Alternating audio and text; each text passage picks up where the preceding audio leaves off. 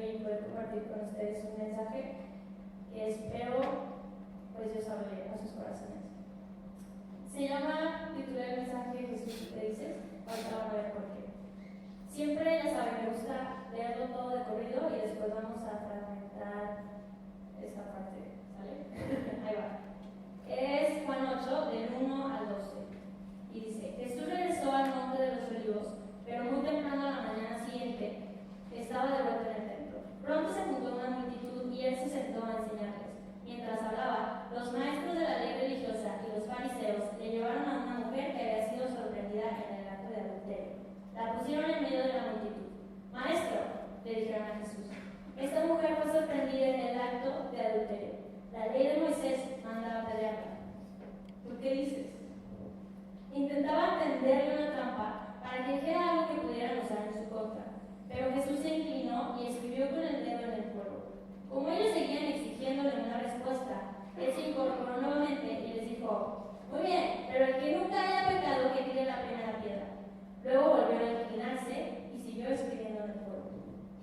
Al oír esto, los acusadores se fueron retirando uno tras otro, comenzando por los de más edad, hasta que quedaron solo Jesús y la mujer en medio de la multitud. Entonces Jesús se incorporó de nuevo y le dijo a la mujer: ¿dónde están los que te acusaban? ¿Ni uno de ellos te condenó? Ni uno, Señor, dijo ella. Pues yo tampoco, le dijo Jesús. Vete y no peques más. Jesús habló una vez más al pueblo y dijo: yo soy la luz del mundo. Si ustedes me siguen, no tendrán que andar en la oscuridad porque tendrán la luz que lleva a la vida. Me gusta mucho siempre estudiar los pasajes de la Biblia en donde Jesús se encuentra con la gente, en donde se relaciona con ellos, porque creo que es una manera súper concreta, súper directa y que podemos conocer el carácter de Jesús y por lo tanto el carácter de Dios, donde nos damos cuenta de su personalidad, de cómo actúa también hacia nosotros. Por eso escogí este tema. Creo que es importante conocer más sobre el carácter de Dios. Y entonces en la primera parte está Jesús enseñando en el templo como de costumbre. Dice que se juntó una multitud y mientras hablaba, los maestros de la ley religiosa y los fariseos, o sea, gente que conocía muy bien la ley de Moisés, que sabía así de pe a pa, al derecho y al revés, que lo conocían todo perfectamente y que de pronto iban así caminando por la vida como que eran súper chidos porque conocían la ley, porque estaban en las iglesias y porque cuando oraban levantaban sus manitas y cuando ayunaban se rasgaban la ropa. Entonces les gustaba como el show, como mostrarse que son súper santos, súper buenos. Esos eran los fariseos y los maestros de la ley. Y esas mismas personas son las que todo el tiempo estaban buscando la manera de condenar a Jesús, de ya, o sea, que lo echaran fuera, porque como que lo que Jesús estaba enseñando iba un poquito en contra de lo que ellos vivían. Entonces, Jesús está ahí, como de costumbre, y llegan estas personas una vez más a intentar tenderle una trampa. Entonces llegan y le avientan así a una mujer y le dicen: ¿qué onda? Esta mujer fue sorprendida en adulterio. O sea, eso no está chido, hay que juzgarla. La ley dice que hay que apedrearla.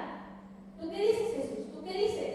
Y esto aquí podemos ver que efectivamente el corazón de los fariseos estaba en condenar a la mujer número uno, acusarla, y también en como exponer a Jesús, ponerlo en un dilema, entre comillas, digo dilema, porque ya vamos a ver por qué.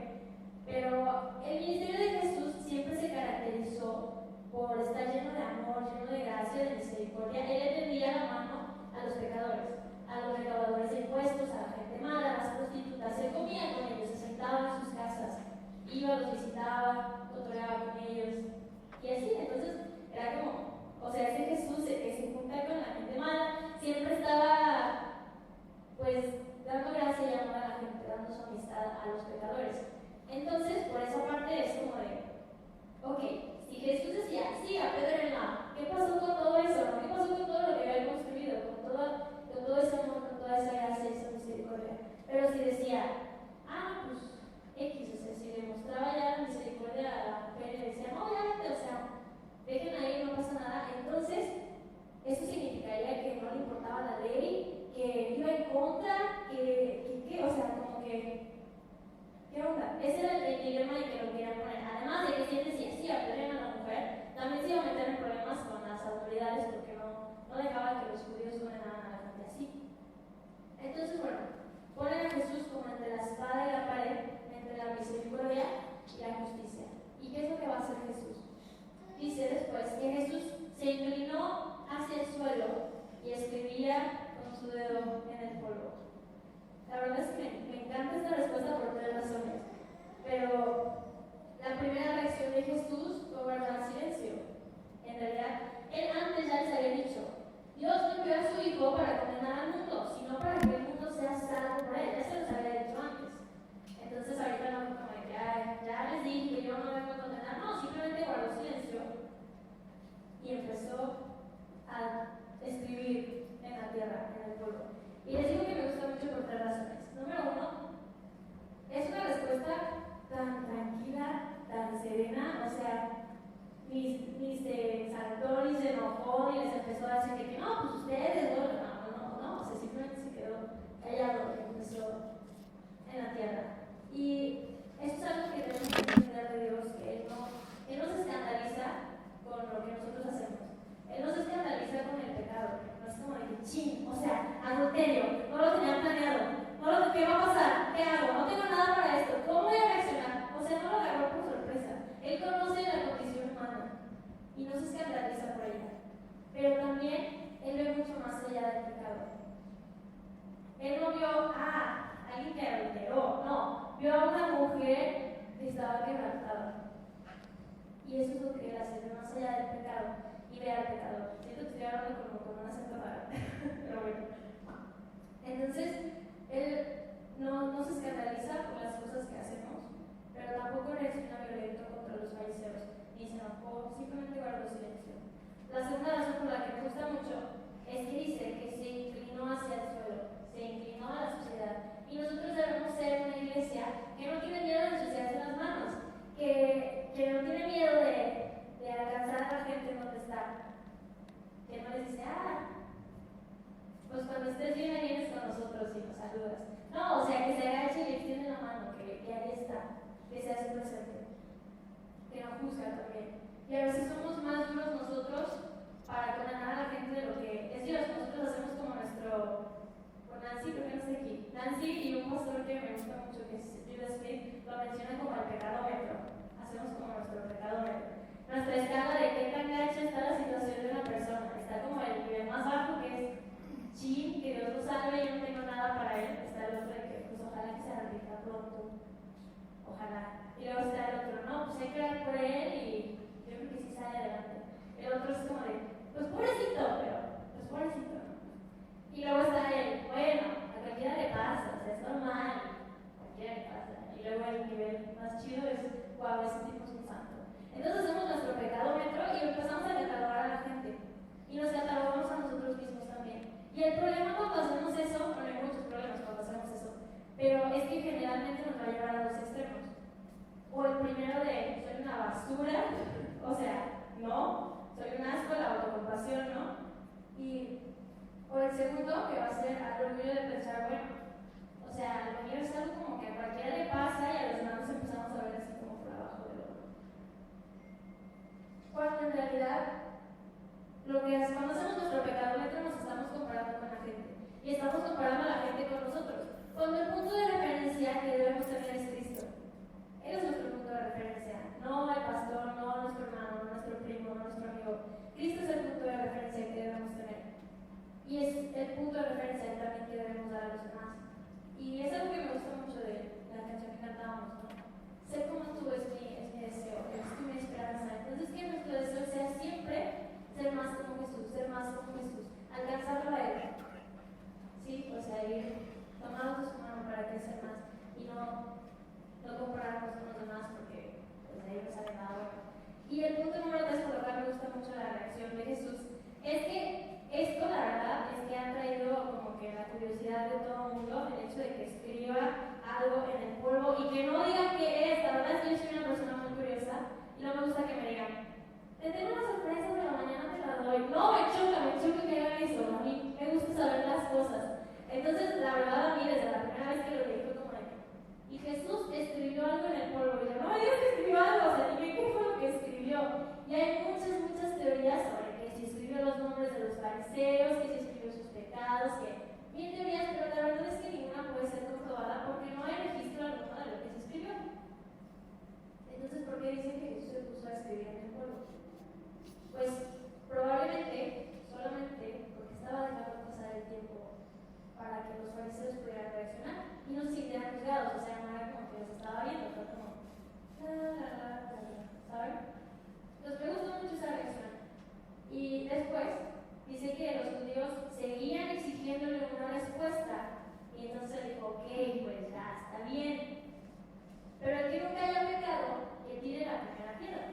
Y volvió a inclinarse y siguió escribiendo en el polvo. Y me gusta todavía más esta parte, o sea, otra vez se agachó y escribió en el polvo, porque entonces no estaba esperando así como de que, o sea, no te hagas pato, yo sé que tú le metiste ya a tu esposa, ¿no? O sea, no los estaba viendo y juzgando así como de yo sé todo lo que hiciste.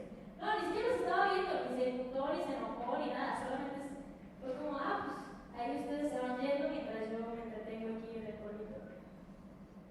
Y se me hace una respuesta muy, muy interesante, me gusta mucho. Y entonces es como un plot twist, o sea, es como el cambio de la historia súper dramático, porque los reflectores, la lupa, la atención estaba en la mujer, estaba en medio de todos, pero Jesús voltea ese reflector hacia algo como interno, ¿no? A la introspección. Y entonces estas personas religiosas llegaron con Jesús, o sea, con la escritura diciendo, es que la ley de Moisés dice que hay que apedrearla, pero la verdad es que su interés no estaba en la justicia, que se hicieran las cosas como deberían de ser, en la honra, porque de haber sido así habrían llevado al hombre también. La ley dice que ambos tenían que morir, entonces, pues lo que les importaba era la justicia, lo que querían era ponerle una trampa a Jesús. Y entonces, ellos llegan desafiando a Jesús con la ley, y Jesús les responde con un concepto bíblico que desarrolla más adelante en Mateo 7, que bueno, hay mucho, pero se los voy a resumir, ya todos lo conocen, es ¿por qué juzgas, por qué te preocupas por la astilla en el ojo de tu amigo cuando tú tienes un tronco en el tuyo? ¿Cómo puedes pensar en decirle a tu amigo, déjame ayudarte a sacar la astilla de tu ojo cuando tú no puedes ver más allá del tronco que está en tu propio ojo? Primero quita el tronco de tu ojo y después verás lo suficientemente bien para ocuparte de la astilla en el ojo de tu amigo. En otras palabras, estos fariseos tenían un pequeño gran tronco en sus ojos y lo que Jesús hace es que se den cuenta de él. Y entonces se acercaron para condenar a la mujer y salieron ellos como, chale, no soy tan bueno, tal vez. Y aquí es cuando nos damos cuenta, nos cae el 20, de que todos pecamos, de que todos la hemos regado. Romanos del 1 al 3, lo estuvimos estudiando, algunos vinieron al estudio bíblico. Romanos del 1 al 3 nos plantea la situación de que todos pecamos, y la naturaleza humana así es, tiende hacia el pecado, tiende hacia lo malo, tiende hacia el egoísmo, hacia los intereses propios. Así es la naturaleza humana. Y dice Romanos 3:23, por cuanto todos hemos pecado, estamos destituidos de la gloria de Dios. Y probablemente ni tú ni yo hemos ordenado la muerte, el asesinato de miles de personas por su religión o por su color de piel o lo que sea. Probablemente no hemos robado banco ni nada, pero es como Jesús lo pone en el sermón del monte. Tal vez no has asesinado a nadie con tus manos, pero ¿cuántas veces le has hecho tonto a tu hermano? Tal vez no has cometido adulterio, pero ¿cuántas veces has deseado cosas que son de alguien más? Entonces como que nos pone en un lugar en que los famosos 10 mandamientos ya no son como, palomita, o sea, no mates, no esto, pues no lo hago, no me importa, sino que lo hace algo más real, algo más tangible, algo que vivimos con el día a día. Tal vez nuestros pecados no son igual de obvios, pero siguen siendo pecados. Y hay solamente dos clases de pecadores, los que lo reconocen y los que no. Entonces, a fin de cuentas, estos fariseos estaban como del lado de los que no lo reconocen y Jesús los pasa del lado que reconocen su pecado. O por lo menos se dan cuenta de él. Y al oír eso, los acusadores se fueron retirando uno tras otro, comenzando por los de más edad hasta que quedaron solo Jesús y la mujer en medio de la multitud. Entonces Jesús se incorporó de nuevo y le dijo a la mujer, ¿dónde están los que te acusaban? ¿Y uno de ellos te condenó? Ni uno, Señor, dijo él. Yo tampoco, le dijo Jesús. Y es así como Jesús les da la oportunidad de que libremente cada quien decida si se va o se queda. O sea, libremente. Y la verdad a mí sí me sorprende que todos se hayan ido, la verdad. Pero, en fin. Es interesante también que dice que se fueron yendo del más adulto al más joven. Se fueron así en orden. Probablemente por la madurez, por la sensatez, o porque mientras más vida hay, pues estaban más conscientes de más cosas malas que habían hecho, ¿no? De más pecados que habían cometido. Pero entonces, Jesús le dice, no, pues yo tampoco te condeno. ¿Y qué es lo que pasa ahí? ¿Qué es lo que pasa ahí? Misericordia o justicia. Gracia o verdad. Ambos. No es uno o el otro, porque la naturaleza de Dios es ser tan justo como misericordioso. Y estas dos características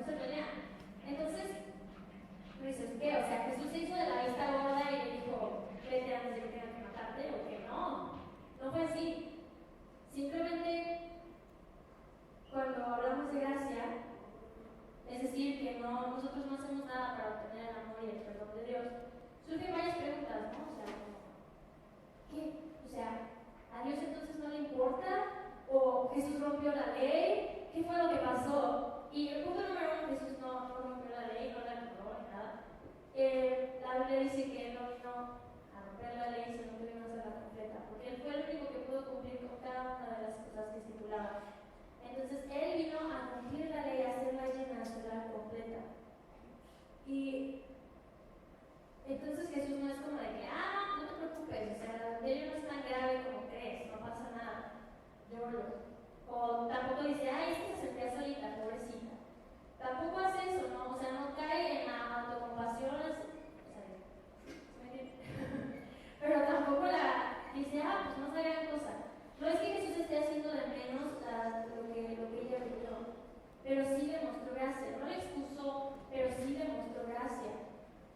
Pero esa gracia no fue gratis para él, porque la justicia de Dios, mostró la gracia a la mujer, pero la justicia de Dios se llevó a cabo por medio de Jesús, para que él pudiera hacer ambas cosas, mostrar gracia a los pecadores y seguir siendo justo.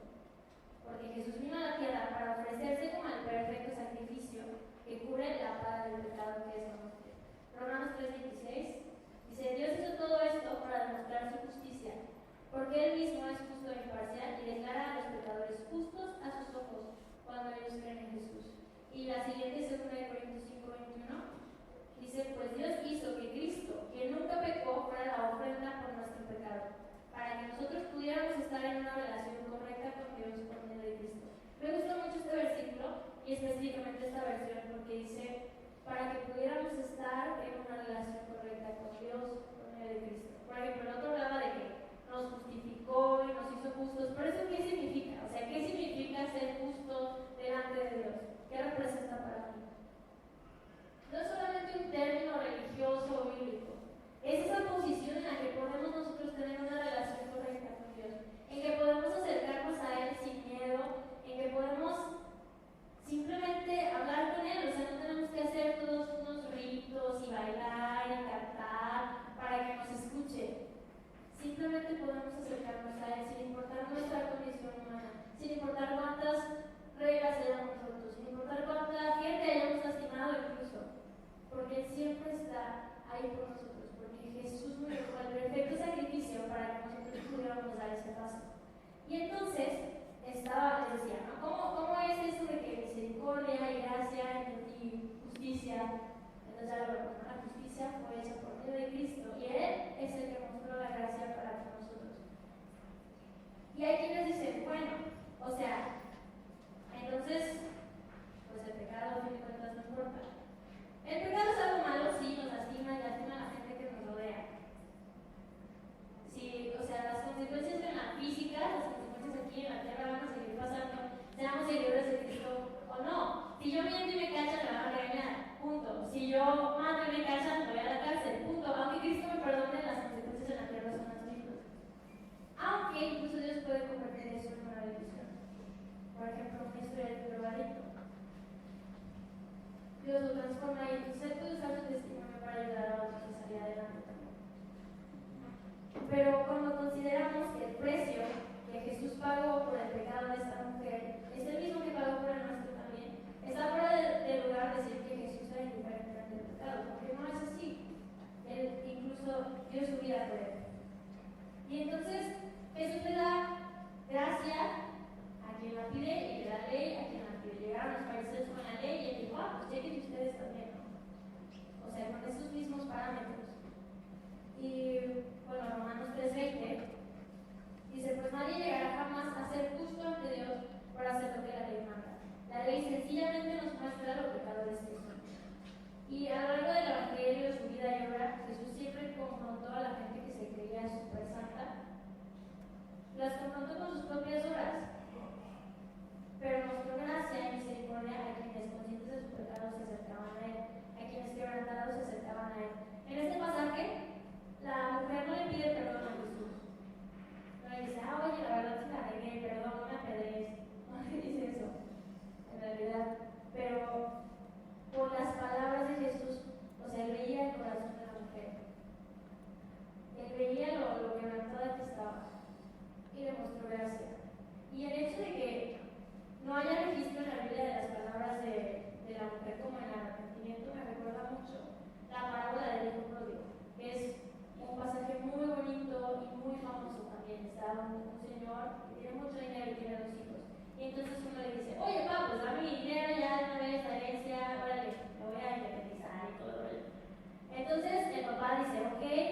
te voy a dar tu dinerito y ya le das su dinero y el chavo va y se lo gasta en toda clase de cosas hasta tal punto que ya no tiene que comer y empieza como a alimentar a los cerdos de un rancho por allá y dice, ay, ojalá pudiera yo comer la comida de los cerdos.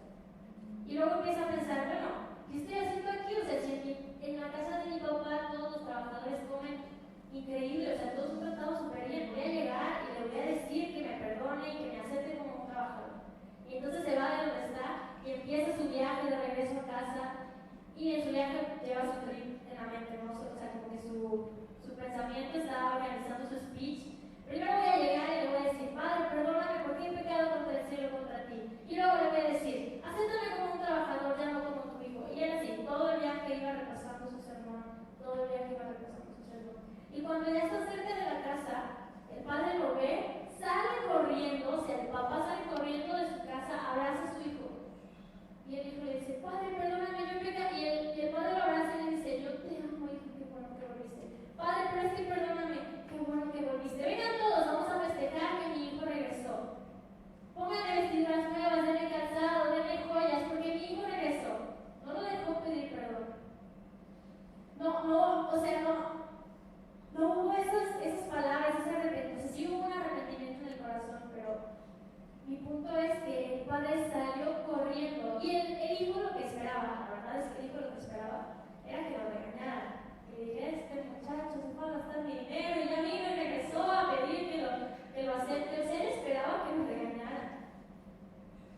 Y yo lo relaciono con esta mujer y digo, si ella no conocía de Jesús, porque no sabemos si conocía o no de Jesús, pero si ella no conocía de Jesús, ¿qué sintió al estar ahí? Pues miedo, que ya valió, ¿no? Igual le va a ir peor con si no lo conocía. Entonces, como que en ese momento en el que estaba ahí, voltea ya con toda la esperanza perdida. Y en donde ella pensaba encontrar una mirada llena de odio, llena de rencor, llena de venganza, de juicio, lo que encuentra es compasión, es empatía y esperanza. Y a veces tenemos como que un concepto muy diferente de quién es Dios. Y de pronto no nos queremos acercar porque tenemos miedo de que es que ya la regué muy gacho, entonces, o sea, ¿cómo voy a ir delante de Dios? Lo cual, la verdad es que es una mensada, o sea, como si Dios no lo supiera todo. Somos como Adán intentando esconder su desnudez ante Dios. Entonces, yo les tengo una pregunta, así como retórica. Si Jesús estuviera frente a ustedes y les fuera a decir una cosa, ¿qué sería? Piensen. Muchos de nosotros pensamos que en esa oportunidad nos va a regañar, nos va a decir que ya no veas esas cosas, neta, basta, ¿no? Ya no trates así a tus hijos, échale más ganas en la escuela, ya no copies en los exámenes. A veces pensamos que así es Jesús y que si lo tuviéramos frente a nosotros nos regañaría, pero yo estoy segura de que si lo estuviéramos escuchando y él estuviera consciente de que tiene un minuto para decirnos algo que lo estamos escuchando atentamente, nos diría cuánto nos ama y lo especial que somos para él, lo especiales que somos para él. Porque él nos ama hoy, ahorita, como somos, como estamos. Él no está esperando que subamos una montaña de rodillas, que, no sé, dejemos de comer por un mes para entonces amarnos. No, Él nos ama ya. Y Él se inclina hacia nosotros y se acerca hacia nosotros, rescatando a los perdidos, sanando a los enfermos. Y la verdad es que me duele mucho pensar que la percepción que la gente tiene de Dios, tan, no sé, como de una deidad extraña que solamente está esperando regañarnos, que solamente está esperando castigarnos. Me duele mucho pensar que eso muchas veces es por nosotros, porque así nos hemos mostrado nosotros con las personas.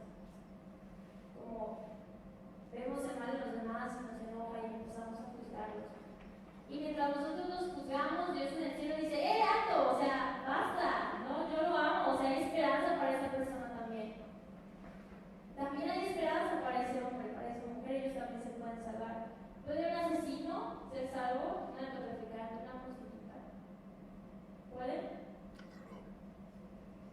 Y si pudieran, ¿deberían serlo?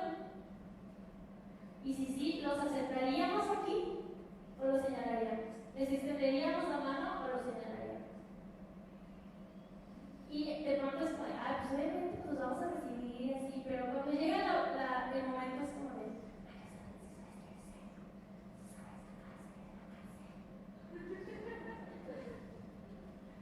de pronto así somos. Y la verdad es que la iglesia debe ser un lugar para gente que se dé cuenta que necesita de Jesús. La misión de esta iglesia es ser una iglesia práctica, en donde Dios transforma vidas y trae esperanza al mundo. Pero no es un choro mareador de que sí, vamos a traer esperanza a todo el planeta. Traemos esperanza al mundo una persona a la vez, trayendo esperanza a cada vida, trayendo esperanza a cada persona, una a la vez. Y esa es nuestra misión y esa es nuestra tarea, ser ese reflejo. Y de pronto está medio difícil, pero que nuestro punto de comparación siempre sea Jesús, que nuestra meta siempre sea Jesús, que nuestro ejemplo siempre sea Él. Y termina, bueno, todavía termina, casi termina. Le dice, vete y no peques más. Y esto no era una amenaza a la mujer, no fue un vete y no peques porque a la siguiente sí te vamos a aventar piedritas. No le dijo eso, le dijo simplemente vete y no peques más. Porque él no estaba interesado en condenar el pasado de la mujer. Él estaba interesado en darle un futuro mejor, en darle una esperanza, en liberarla de eso. Porque la verdad, ¿quién nace y dice, yo voy a destruir a mi familia, ese es mi objetivo de vida, yo voy a convertirme en un ladrón, yo voy a ser un drogadicto? ¿Quién? O sea, Jesús sabía que en el corazón de esa mujer el deseo no era hacer el mal, el deseo no era hacerle daño a los demás, y tampoco se hace daño a sí misma. Pero son muchas decisiones que tomamos en la vida y son, ahora sí que una cosa nos lleva a la otra y de pronto estamos en un lugar que no nos habíamos imaginado que estaríamos. Y es como, ching, ¿y ahora cómo salgo de aquí? Y entonces llega Jesús a romper ese ciclo y a decirte, ya no tienes que vivir en la oscuridad, ya no tienes que estar ahí, ya no sigas esa vida porque hoy puedes ser libre. Entonces me encanta también, y creo que es muy importante entender el orden en el que sucedieron las cosas. No le dijo, vete, no peques y después no te condeno. Porque entonces el perdón de Jesús no estaba en las obras de la mujer, no estaba en ve y dale todo lo que tienes a los pobres, me traes el recibo de la fundación de que donaste todo y entonces te va a perdonar. Ve y haz un banquete para toda la gente que no tiene que comer y luego regresas conmigo con 2 testigos, te firmen y luego te va a perdonar. No. Él le dijo, no te condeno y después vete y no peques más. Porque nuestro comportamiento no es lo que nos gana el perdón, con nuestro comportamiento no nos ganamos su amor, no nos ganamos su gracia, eso ya lo tenemos. Ya tenemos amor sin importar dónde estemos, sin importar si lo rechazamos, si estamos aquí, si no. Pero entonces el perdón es la motivación que nosotros tenemos para cambiar nuestra vida, para cambiar nuestras decisiones, para hacer algo diferente. Y entonces pues así, me perdí. Pero bueno, la mujer lo que me da la verdad de su vida, y ese es un regalo que no es por obras, para que nadie se sienta súper chido de que yo me lo gané, y también porque pues a fin de cuentas no nos lo podríamos ganar. Así que no es por nuestras obras, pero sí por las que Cristo hizo. Y entonces Dios nos regala esta vida eterna, el perdón, la libertad, su amor, la salvación a quienes creen que Cristo pagó el pecado, pagó el precio del pecado. Tito 2, 11 y 12, no sé si lo puse. Dice, pues la gracia de Dios ya ha sido revelada, y esta trae salvación a todas las personas, y nos instruye para que nos apartemos de nuestros viejos caminos y podamos vivir con sabiduría, justicia y devoción a Dios. Entonces, la gracia nos instruye, nos enseña cómo apartarnos de nuestros viejos caminos y cómo caminar con sabiduría, con justicia y con devoción a Dios. Y me gusta mucho cómo termina, que dice, yo soy la luz del mundo. Si ustedes me siguen, no tendrán que andar en la oscuridad porque tendrán la luz que lleva a la vida. Y es como les decía, de pronto no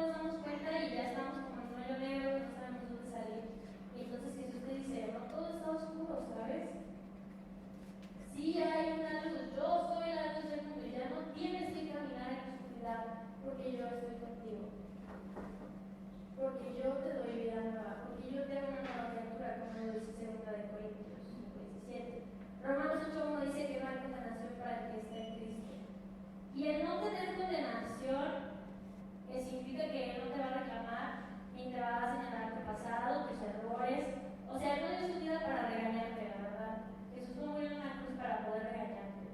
Jesús murió en una cruz para poder darte libertad, para poder darte salvación, para que tú pudieras acercarte a Dios confiadamente, para que tú fueras libre de cambiar. Y entonces hay como que varias invitaciones que tengo para todos hoy. Primero, es como quitar la lupa de los demás y ponerla en Cristo.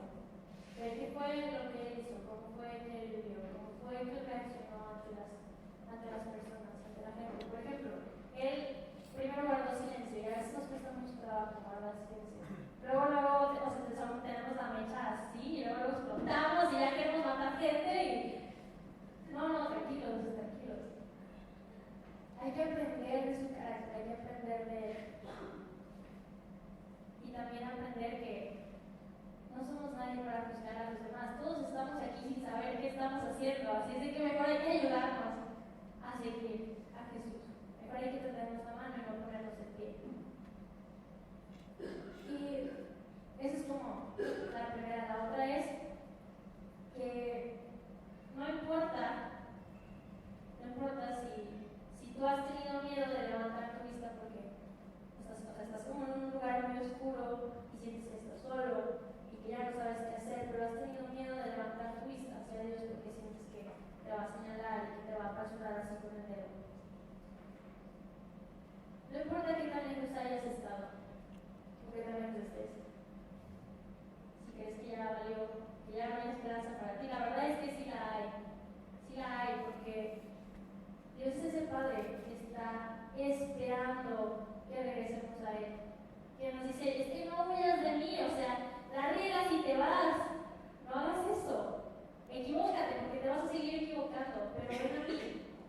Encuentra en mí tu fuerza, encuentra en mí tu escudo, encuentra en mí una esperanza, tu ancla que te mantenga firme. Encuentra en mí la guía para seguir caminando derecho. Y pues, o sea, creo que lo importante es entender que Juan 1:17, perfecto, dice que la ley fue dada a través de Moisés, pero la gracia y la verdad vinieron por medio de Jesucristo. Entonces, hay que llenar tu vida de gracia y de verdad. Hay cosas que no mereces y que nunca te vas a ganar. Sí, como su perdón, como su amor, como la salvación, como la libertad que nos da. Pero también de verdad, para instruirnos, para darnos dirección y para enseñarnos hacia dónde caminar. Entonces, creo que es muy, muy importante que dejemos de condenarnos a nosotros mismos y que dejemos también de condenar a las demás personas, de estarlos juzgando, de todo el tiempo estar barriendo a la gente. Y de empezar a poner nuestros ojos en Cristo una vez más. Una vez más. De aceptar eso que Él ya hizo por nosotros, eso que Él ya dio por nosotros, que no sea en vano. Hay que aceptarlo y decir, ok, o sea, la riego todos los días, pero tu gracia es más grande. Tu gracia es más grande que mi pecado. Tal vez no soy un buen hijo, un buen estudiante, pero puedo llegar a serlo. Y creo que esa es la invitación. Quiero también, si quieren cerrar sus ojos, que juntos entendamos que el sacrificio que hizo Jesús en la cruz fue por nosotros, fue para estar libres de condenación, para poder acercarnos libremente a Dios, a nuestro Padre que nos está esperando desde siempre con los brazos abiertos. Y si tú nunca habías visto cómo Jesús dio su vida por ti, o cómo es que puedes ser libre de todas esas cosas que te atan y que no te dejan ser, acompáñanos en esta oración hasta tus palabras. O sea, solamente vamos a reconocer lo que Jesús hizo